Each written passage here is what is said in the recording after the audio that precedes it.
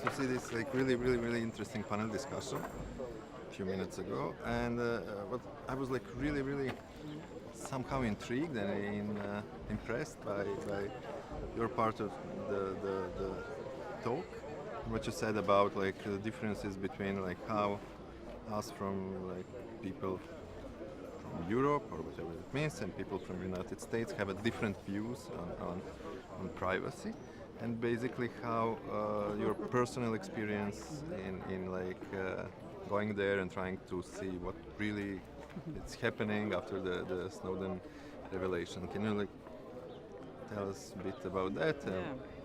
I was, first of all, really honored when Vivian Reding invited me to be one of the 4 data protection experts for European Union to go and basically negotiate with the guys in Washington and discuss the topics that Edward Snowden reveals to the general public. And I knew that, there are differences in treating the privacy in US and European Union. But talking to those guys in Washington, I really saw that we are basically miles apart. And one ocean apart. Sure, yeah, one ocean apart. That's that's reality. Yeah. The biggest difference between European Union and the United States of America is that in European Union and in Europe, we treat privacy and data protection as a human right. That means like erga omnes effect. So everybody has the right to this. Right to privacy and data protection. So even like foreigners when they're when they come to Europe, they have to be treated the same way. So that's the basic part of human right. But the guys in Washington and the whole legislative system in the United States of America is based on a so-called citizen right. That means that only people who live on a territory of the United States of America, citizens of the United States of America, have a kind of a right to privacy. But the right to privacy is treated there as a consumer's right. They have a Federal Trade Commission, which is a kind of an equivalent body to the data protection authorities in European Union.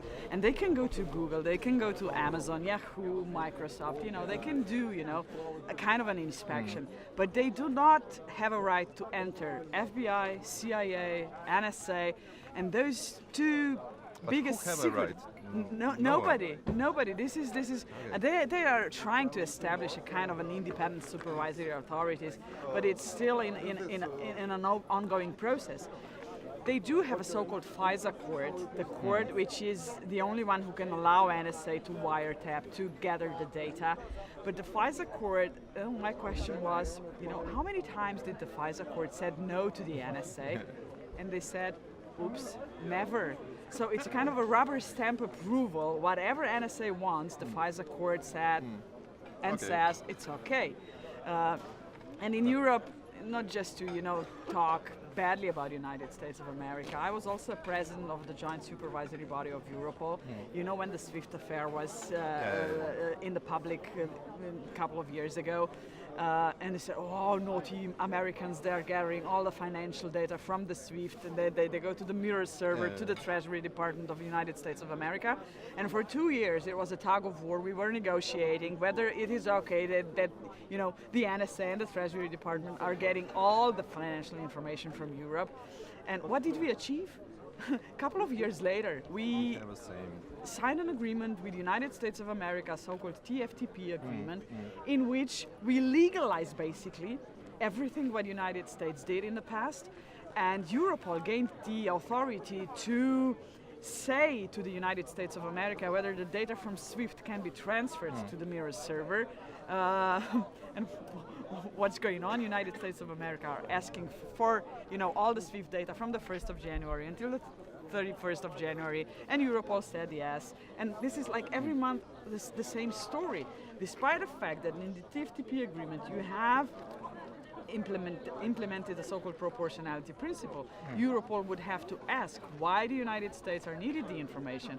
And whenever I had to report at the LIBE committee at the European Parliament, I said, Europol is giving them a rubber stamp approval. It's basically the same as FISA court is doing. So this is something that is bothering me, it's scaring me, I'm sad about it, because a lot of practice from United States of America is like, passing and copying to European Union. But on the other hand, I still do believe that European Union is an oasis where data protection is treated still in a serious manner. And a lot of countries around the globe are looking what European Union is doing, and I do hope that it will remain that way in the future as well. Regarding, general data protection regulation, a lot of countries are watching what we are doing right now, and I hope that this virus is going to be spread around, the whole planet. Day before Snowden and day after Snowden, Yeah. for example, so you were in some kind of position to know a lot of things because you were there in Brussels. In the nest. Yeah. Yeah. So, and even with this position, you were shocked or not? I was frustrated. Okay. I was totally frustrated to discuss privacy with American colleagues, and the most frustrating part of revelations of Edward Snowden is that nothing has changed. For example, if I can make a comparison, why did the President Nixon have to resign? Yeah. Why? Because they found a couple of tapes in the office, beside the Oval Office, which were illegally gained, wiretap. Yeah? President Nixon had to resign. Did anything happen to President Obama? Nothing. And United States of America are just pushing the whole world, to communicate and cooperate with the NSA. NSA and the United States of America signed 179 bilateral agreements with intelligence agencies around the planet, and this bilateral exchange of data is the most muddy place of the personal data exchange. Nobody's supervising that. This is Okay, but bottom line. being someone who was on European side, okay. So did you had before Snowden? Did you had any kind of insight in any part of this huge system of surveillance? Did you have any kind of clue how it really looks like, or the Snowden revelation for you was also some kind of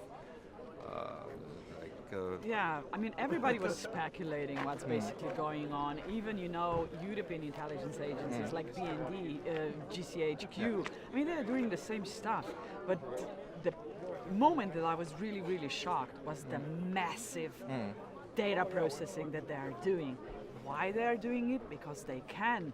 The transatlantic cables are there under the authority of the United States of America. And USA can control basically 98% of the whole internet traffic. I am aware that China and Russia would do the same if they had a chance.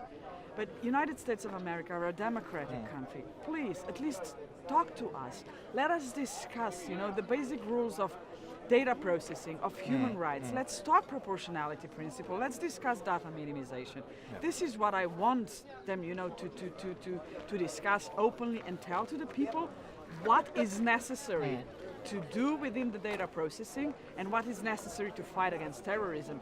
I'm not a person who would say, let's just delete intelligence agencies world. Let's just say that nothing is allowed.